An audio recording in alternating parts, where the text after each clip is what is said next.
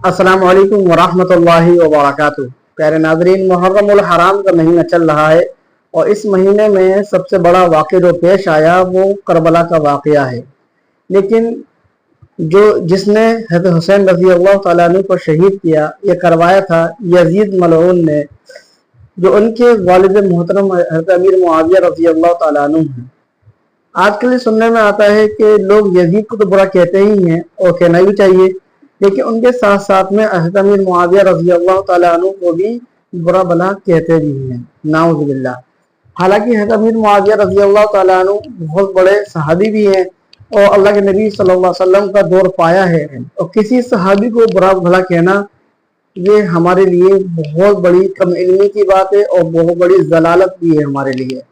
اللہ کے نبی صلی اللہ علیہ وسلم نے فرمایا اصحابی کا نجوم بِأَيِّهِمْ اقتدیتم اہتدیتم، کہ میرے صحابہ ستاروں کے مانند ہیں کہ اگر کسی کی بھی اقتدا کر لو گے تو راستہ پا جاؤ گے۔ تو ہمیں صحابہ کے بارے میں اچھا گمان رکھنا چاہیے، ان کے بارے میں برا کہنے تو دور کی بات، برا سوچنا بھی نہیں چاہیے۔ اسی کو لے کر حضرت مولانا مفتی سلمان اظہری صاحب نے بہت ہی شاندار اور زبردست بیان دیا ہے، آپ اس بیان کو ضرور سنیں۔ ویڈیو کلپ آپ کی اسکرین۔ یعنی مولا علی کرم اللہ وجہ الکریم کا جو انتقال ہوا، آپ کی جو شہادت ہوئی، تقریباً 3 خلفاء کی شہادتیں ہوئی۔ حضرت عمر بھی شہید ہوئے، حضرت عثمان بھی شہید ہوئے، اور حضرت علی کرم اللہ وجہ الکریم یہ بھی شہید ہوئے۔ لیکن فرق یہ ہے کہ خلیفہ دوم حضرت عمر کی جو شہادت ہے وہ ایک غیر مسلم مجوسی کے ہاتھوں ہوئی، جو آگ کا پجاری تھا، اس کا اسلام سے لینا دینا نہیں تھا، اور اس نے اپنی ذاتی رنجش میں قتل کیا ہے۔ لیکن حضرت عثمان کا قتل مسلمانوں کی ایک باغی جماعت نے کیا، اور حضرت علی رضی اللہ تعالیٰ عنہ کا قتل بھی بظاہر مسلمان کہلانے والے تھے، لیکن وہ کافر ہو چکے تھے، خارجی، لیکن نام کے وہ مسلمان ہی تھے، عبد الرحمن بن ملجم جس نے قتل کیا۔ تو اب یہاں سے آپ اندازہ کریں کہ مسلمانوں کے ہاتھ سے جب اتنے بڑے 2 خلیفہ قتل ہو گئے، شہید ہو گئے، تو پھر فتنہ پیدا ہو ہی چکا تھا، فتنہ عروج پر تھا۔ 2 جنگوں کا ذکر کل میں نے کیا تھا، ایک جنگ جمل اور ایک جنگ صفین۔ یہ جنگ جمل جو ہے، سیدہ عائشہ صدیقہ رضی اللہ تعالیٰ عنہا تشریف لائی تھی اس جنگ میں، اور پھر وہ صلح ہو گئی، واپس وہ چلی گئی، حضرت علی بھی گئے، لیکن غلط فہمی سے دونوں فوجوں میں لڑائیاں ہوئیں اور دونوں میں صحابہ بھی شہید ہوئے ہیں۔ اس جنگ کے بعد ایک اور جنگ ہوئی تھی جس کو جنگ صفین کہتے ہیں۔ یہ حضرت امیر معاویہ ملک شام سے نکلے تھے، چونکہ میں نے بتایا تھا آپ کو کہ حضرت عثمان غنی کے قتل کا بدلہ لینے کا سب سے زیادہ جو اعلان کر رہے تھے اس میں حضرت امیر معاویہ تھے، کیونکہ خاندان ایک ہی ہے، حضرت عثمان کا خاندان بھی اور حضرت امیر معاویہ کا خاندان بھی ایک ہی ہے۔ تو خون عثمان کا قصاص، بدلہ، اس نعرے سے وہ اٹھے تھے، اور اس کے بعد جنگ جمل کے بعد حضرت امیر معاویہ رضی اللہ تعالیٰ عنہ بھی فوج لے کر کے نکل پڑے تھے۔ حضرت علی کرم اللہ وجہ الکریم نے بہت ساری صلح کی کوششیں فرمائیں، خطوط لکھے، لیکن جواب میں صرف ایک ہی جواب آتا تھا کہ خون عثمان کا بدلہ چاہیے۔ یہاں تک کہ ایک بڑے صحابی ہیں جریر بن عبداللہ بجلی، یہ گئے اور حضرت امیر معاویہ سے انہوں نے کہا کیا آپ کو یہ نہیں معلوم کہ علی بن ابی طالب رسول اللہ صلی اللہ علیہ وسلم کی قرابت داروں میں سے، خاندان میں سے، اور صحابہ میں وہ افضل ترین ہیں، پھر آپ کس طرح سے ان کے لیے جنگ کا ارادہ کر کے نکلتے ہیں؟ کیا آپ یہ سمجھتے ہیں کہ علی بن ابی طالب نے عثمان کا قتل کیا ہے، عثمان بن عفان کا قتل کیا ہے؟ حضرت امیر معاویہ نے کہا نہ، میں ان کی فضیلت کا بھی قائل ہوں، وہ رسول اللہ صلی اللہ علیہ وسلم کے رشتہ دار بھی ہیں، یہ ساری چیزیں اپنی جگہ پر، لیکن حضرت امیر معاویہ کی ایک دلیل یہ تھی، کہتے ہیں ہاں یہ بھی میں سمجھتا ہوں کہ اگر علی بن ابی طالب نے عثمان بن عفان کا قتل نہیں بھی کیا ہے تو قاتلوں کو ہمارے حوالے کیوں نہیں کرتے، جنہوں نے قتل کیا ان کو ہمارے حوالے کریں۔ تو حضرت علی کرم اللہ وجہ الکریم کے پاس انہوں نے خط لا کر کے دیا کہ امیر معاویہ تو یوں کہہ رہے ہیں۔ حضرت علی نے کہا مجھ سے وہ لوگ ایسی چیز کا مطالبہ کر رہے ہیں جو میرے ہاتھ میں ہے ہی نہیں. حضرت عثمان غنی کے قاتل کون ہیں یہ پتہ ہی نہیں ہے، تو کیسے ان کے حوالے کیا جائے؟ اگر میرے قابو میں ہوتے، میرے قبضے میں ہوتے، تو حضرت علی کہتے ہیں سب سے پہلے خون عثمان کا بدلہ لینے والا علی بن ابی طالب ہوتا. لیکن معاملات نہیں سلجھے، یہ حالات بڑھتے چلے گئے. پھر حضرت امیر معاویہ جو لشکر لے کر کے نکل پڑے اور ان دونوں جماعتوں کی ایک جگہ پر جا کر آمنا سامنا ہو گیا ان جماعتوں کا مقام نہروان کے قریب. حضرت امیر معاویہ کے ساتھ جو فوج تھی وہ بھی بہت ہزاروں کی تعداد میں، اور حضرت علی رضی اللہ تعالیٰ عنہ کے ساتھ جو فوج تھی وہ بھی ہزاروں کی تعداد میں. لیکن حیرت کی بات یہ ہے کہ کچھ جو دور اندیش تھے صحابہ تھے وہ لڑائی ہونے نہیں دے رہے تھے. دونوں فوجیں میدان میں پڑاؤ تو کر لیں. یہ جمادی الاول کا شروع کا مہینہ تھا اور جمادی الاخر آ گیا، یعنی 2 مہینے تک فوجیں وہیں پر رہیں لیکن لڑائیاں نہیں آمنے سامنے. اور حتیٰ کہ حالات ایسے ہو گئے کہ ادھر کی فوج ادھر کے لوگوں میں آ جاتی تھی پانی لینے کے لیے، ادھر کے لوگ ادھر جاتے تھے پانی لینے کے لیے، تو دوستی بھی ہو گئی 2 مہینے میں. اور اس کے بعد رجب کا مہینہ شروع ہوا تو حرمت والا مہینہ، اس میں جنگ حرام ہے، تو جنگ بندی ہو گئی. 3 مہینے ایسے ہی گزر گئے، دونوں فوجیں میدان میں پڑاؤ ڈالی رہیں. پھر اس کے بعد حضرت علی رضی اللہ تعالیٰ عنہ اور حضرت امیر معاویہ رضی اللہ تعالیٰ عنہ دونوں کے درمیان یہ خط و کتابت بھی چلتے رہے، صلح کی باتیں بھی چلتی رہیں. لیکن جیسے کہ میں نے کہا سبائی فتنہ یہاں پر بھی موجود تھا دونوں جماعتوں میں، اور دونوں جماعتوں کو جنگ پر بھڑکانے کے لیے شرانگیز دونوں جگہ موجود تھے، بھڑکاتے رہتے تھے. اور اس کے بعد ناگہانی رجب کا مہینہ ختم ہوا تو اچانک ان دونوں میں مٹ بھیڑ ہوئی، جس میں حضرت علی رضی اللہ تعالیٰ عنہ کی طرف سے آئے ہوئی جماعت میں 25,000 لوگ قتل ہوئے تھے. حضرت امیر معاویہ کی طرف سے آئے ہوئے لوگوں میں 45,000 لوگ قتل ہوئے تھے. اس ایک جنگ میں 70,000 لوگ قتل ہوئے ہیں. یہ معمولی چیز ہے؟ 70,000 لوگ کام آ گئے، جان سے ہاتھ دھو بیٹھے. حتیٰ کہ قتل اتنا ہو چکا تھا کہ ایک ایک دن جنگ کو روکنا پڑتا تھا میتوں کو یعنی کفن پہنانے کے لیے، نماز پڑھنے کے لیے، دفن کرنے کے لیے. ہزاروں عورتیں بیوہ ہو گئیں، ہزاروں کی تعداد میں بچے یتیم ہو گئے اس ایک جنگ میں. پھر حضرت امیر معاویہ نے سمجھ لیا، کیونکہ شامی فوج جو ہے اب کمزور پڑ گئی تھی جو حضرت امیر معاویہ کے ساتھ آئی تھی، اور حضرت علی کے ساتھ جو فوج لڑ رہی تھی وہ عراقی فوج تھی، کیونکہ حضرت علی کا دارالخلافہ کوفہ تھا جو عراق میں ہے. عراقی فوج اور شامی فوج دونوں میں لڑائیاں ہیں، اور حجاز کے لوگ یعنی مدینہ، مکہ، یہاں کے سب لوگ حضرت علی کرم اللہ وجہہ الکریم کے ساتھ تھے. اب حضرت امیر معاویہ نے یہ جب دیکھا کہ شامی فوج 45,000 کی تعداد میں قتل ہو گئی، جو اب تک کی کسی بھی جنگ میں اتنی بڑی تعداد قتل نہیں ہوئی تھی، یہ بہت بڑی تعداد ہے.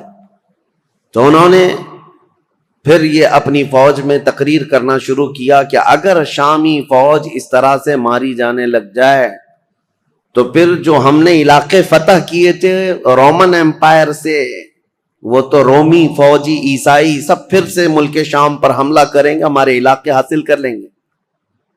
اور پھر حضرت امیر معاویہ نے عراقی فوج کو بھی بتایا کہ اے عراق کے رہنے والوں، تمہارے بھی 25,000 قتل ہو گئے، اسی طرح سے اگر تمہارا بھی قتل جاری رہا اور یہ جنگ جاری رہی تو جو تم نے علاقے فتح کیے پرشین ایمپائر سے، یعنی ایران کی جو پہلی کی حکومت تھی کسرا کی، اس سے جو علاقے تم نے فتح کیے، یہ پرشین ایمپائر کے لوگ جو پجاری ہیں آگ کے، وہ دوبارہ عراق کو حاصل کر لیں گے اور تمہارے پاس اپنے آپ کو بچانے کے لیے لوگ نہیں رہیں گے.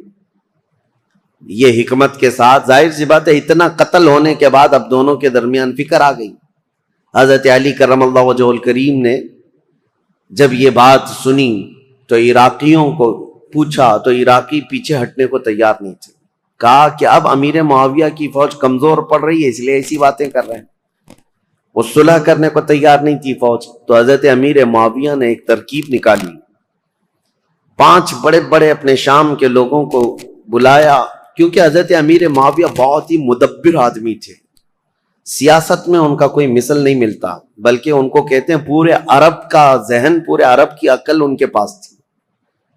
حضرت امیر معاویہ انہوں نے 5 بڑے بڑے قرآن مصحف جس میں قرآن لکھا ہوا تھا, قرآن پاک کے نسخے منگوائے اور کہا قرآن پاک کو اٹھاؤ اور ہم یہ اعلان کرتے ہیں کہ ہم آپس میں قرآن کو حکم بنائیں گے اور اس کے مطابق اپنے آگے کے معاملات طے کریں گے.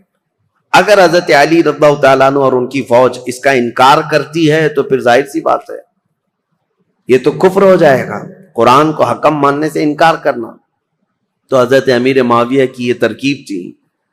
5 بڑے بڑے قرآن اٹھا کر کے وہ لائے اور پیچھے اور بھی سینکڑوں لوگ قرآن سر پہ اٹھا کر کے لے آئے اور اعلان کیا عراقی فوج کے سامنے, حضرت علی کے سامنے, کہ یہ ہم لوگ جنگ بندی چاہتے ہیں اور قرآن جو ہے اس کو ہم حکم بنانا چاہتے ہیں اور اس کے مطابق ہم آگے کام کریں. حضرت علی اگر انکار کرتے تو ان کی فوج میں ہی لوگ آپ کی باغی ہو جاتے ہیں کہ آپ نے تو قرآن کا انکار کر دیا. تو حضرت علی رضی اللہ تعالیٰ عنہ یہ سیاست سمجھ گئے. آپ نے فرمایا ہم نے جو جنگ کی ہے وہ اسی لیے کہ تم قرآن کے پابند بن جاؤ, اسی لیے تو ہم تلوار اٹھائے. اور آج اگر آپ کو یہ بات لگ رہی ہے کہ قرآن کو حکم بنایا جائے تو اس کے سب سے پہلے پیروکار ہم ہوں گے.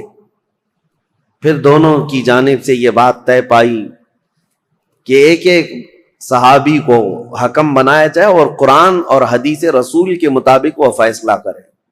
تو حضرت امیر معاویہ نے اپنے مشیر خاص, یعنی ان کے بہت قریبی تھے, عمرو بن عاص رضی اللہ تعالیٰ, صحابی ہیں جنہوں نے مصر فتح کیا, وہ حضرت امیر معاویہ کے قریبی تھے. حضرت امیر معاویہ نے ان کو حکم بنا دیا.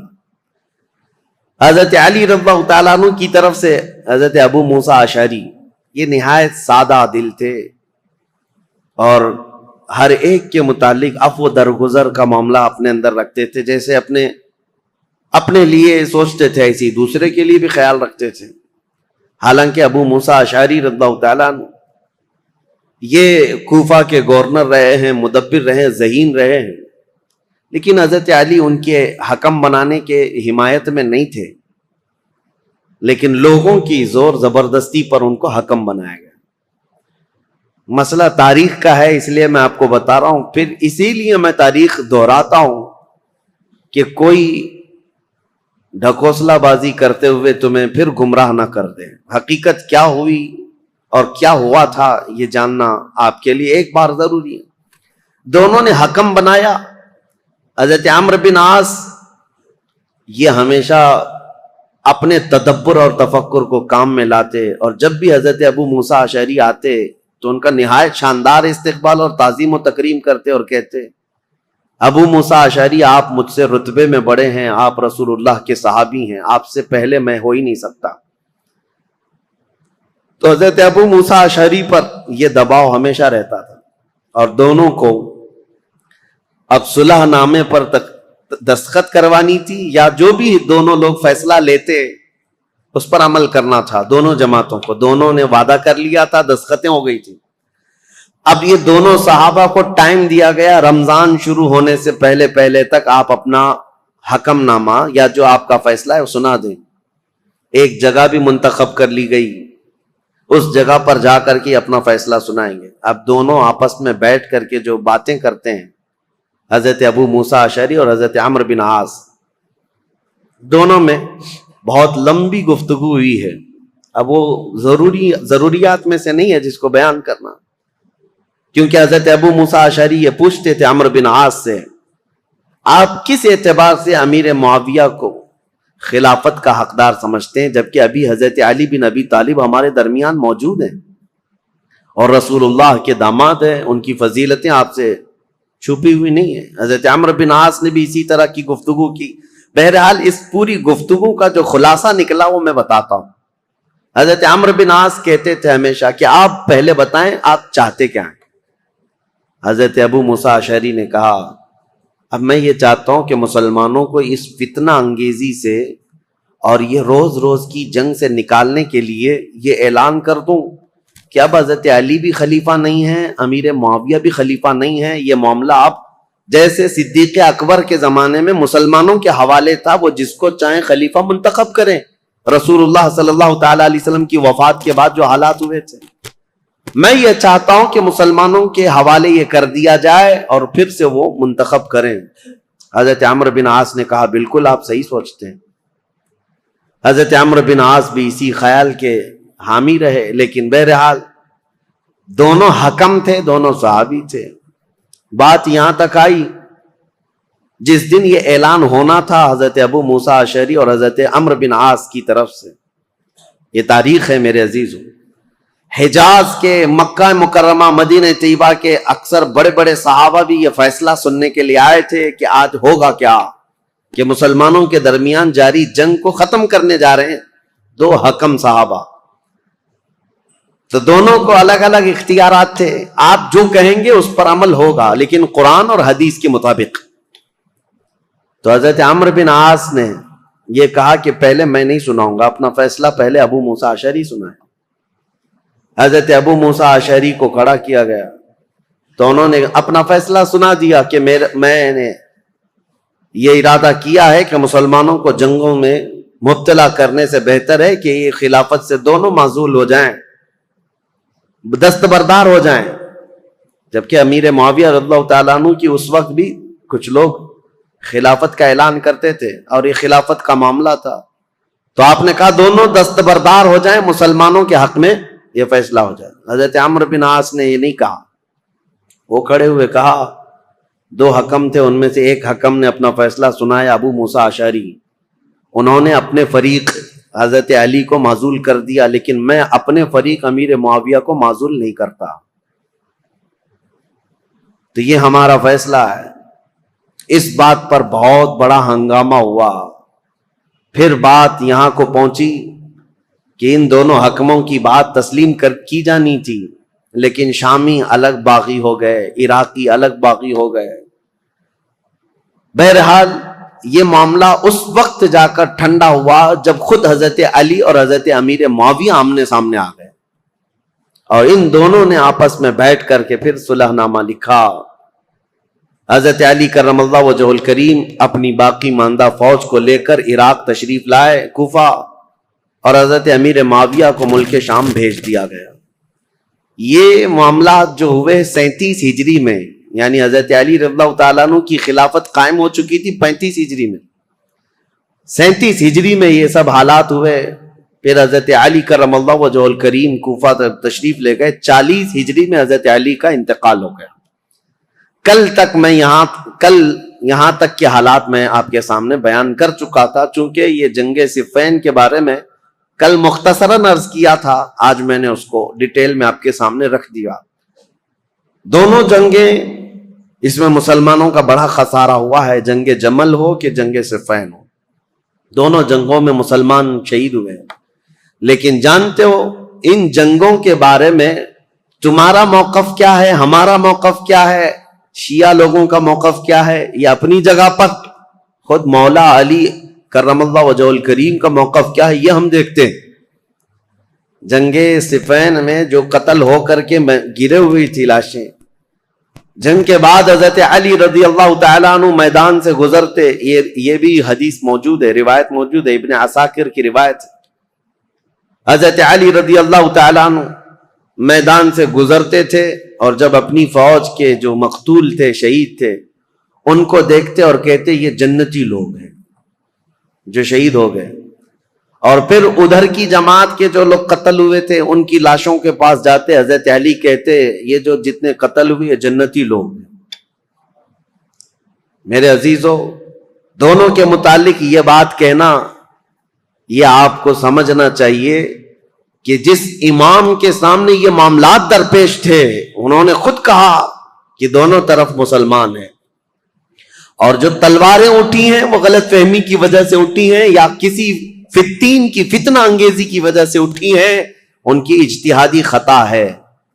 لیکن بعد کے آنے والے اکابر علماء اور اکابر ائمہ کرام جتنے بھی ہیں سبوں نے یہی کہا ہے، جنگ میں دونوں طرف صحابہ تھے لیکن حق پر علی بن ابی طالب تھے، سیدنا مولا علی کرم اللہ وجہہ الکریم تھے۔ خیر 40 ہجری میں جب آپ کا انتقال ہوا تو اب خلافت کا مسئلہ پھر سے آ گیا۔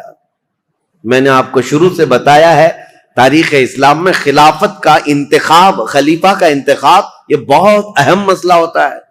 اس وقت بڑی جنگ ہو سکتی ہے، اس جنگ کو ختم کرنا، ارے میاں یہاں چھوٹے الیکشن میں جنگیں ہو جاتی ہیں، وہ خلیفہ اسلام کا انتخاب اور بہت اہم ذمہ داری ہوتی ہے۔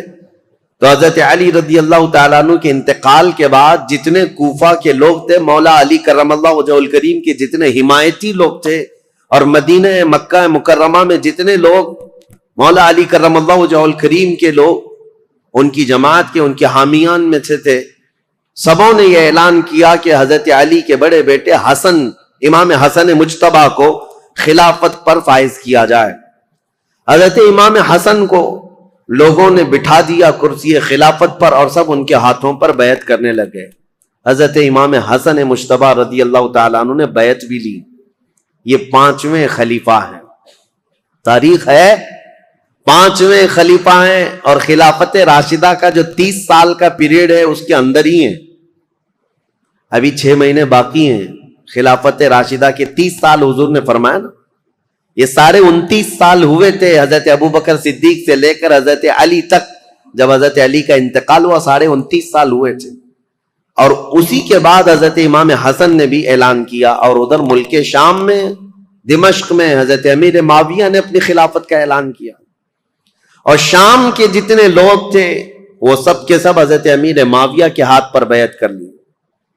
اب یہ خلافت کا تنازع یعنی بیک وقت 2 خلیفہ کا اعلان، یہ سب سے پہلے خلافت راشدہ کے بعد ہوا۔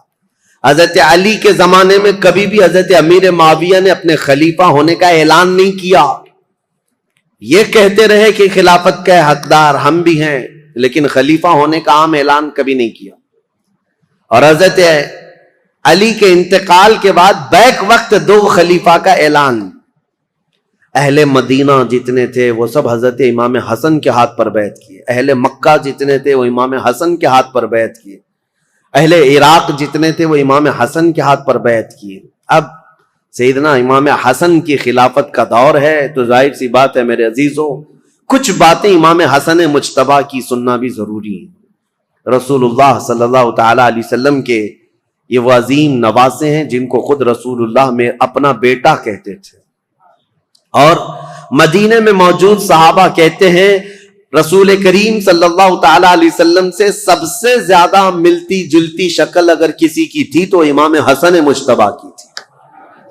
ان کے چہرے پاک کو دیکھتے لوگ تو حضرت امام حسن مجتبی رضی اللہ تعالیٰ عنہ کو، حضور کو یاد کرتے تھے۔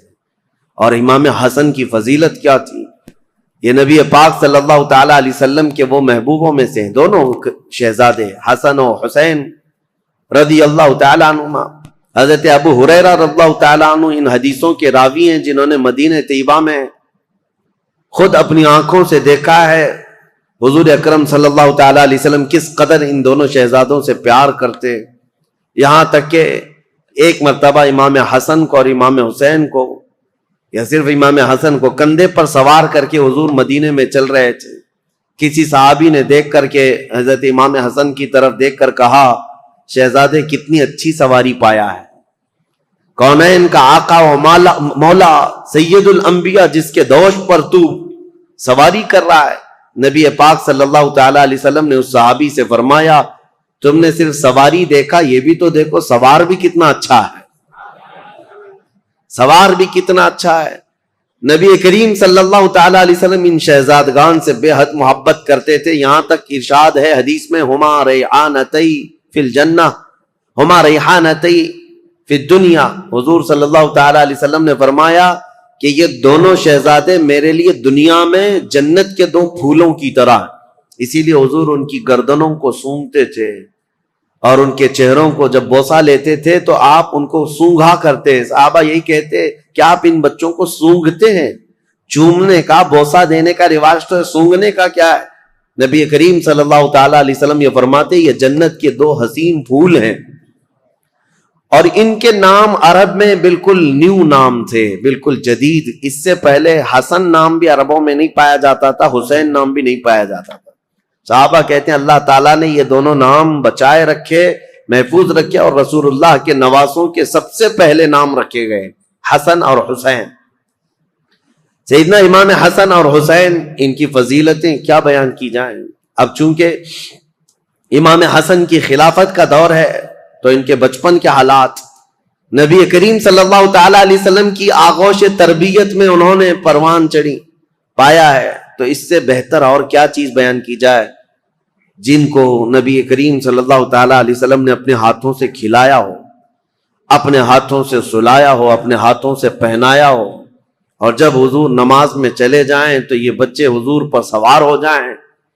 اس قدر حسین اور خوش نما ماحول میں انہوں نے تربیت پائی ہے مدینہ طیبہ میں. نبی کریم صلی اللہ تعالیٰ علیہ وسلم کی آغوش محبت میں پروان چڑھنے والے یہ جوانوں کی فضیلتیں بیان سے باہر ہیں. حضور نے فرمایا میرے یہ دونوں بچے جنتی جوانوں کے سردار ہیں. اور حضور اکرم صلی اللہ تعالیٰ علیہ وسلم نے خاص امام حسن کے لیے جو ایک بات فرمائی، چونکہ خلافت امام حسن کی بات چل رہی ہے. ایک بار رسول پاک صلی اللہ علیہ وسلم خطبہ دے رہے تھے ممبر پر کھڑے تھے، تو امام حسن ایک پاؤں دیکھا آپ لوگوں نے کہ حضرت مولانا مفتی سلمان اظہری صاحب نے کتنا شاندار اور زبردست بیان دیا ہے حضرت امیر معاویہ رضی اللہ تعالیٰ عنہ کو لے کر. اس لیے میرے محترم صحابہ کو سب و شتم نہیں کرنا چاہیے، کیونکہ اس سے ایمان کا خطرہ رہتا ہے. آپ اس کو دوسرے لوگوں تک ضرور شیئر کریں. ملتے ہیں کسی نئے بیان یا کسی نئے اپڈیٹ کے ساتھ. السلام علیکم ورحمۃ اللہ وبرکاتہ.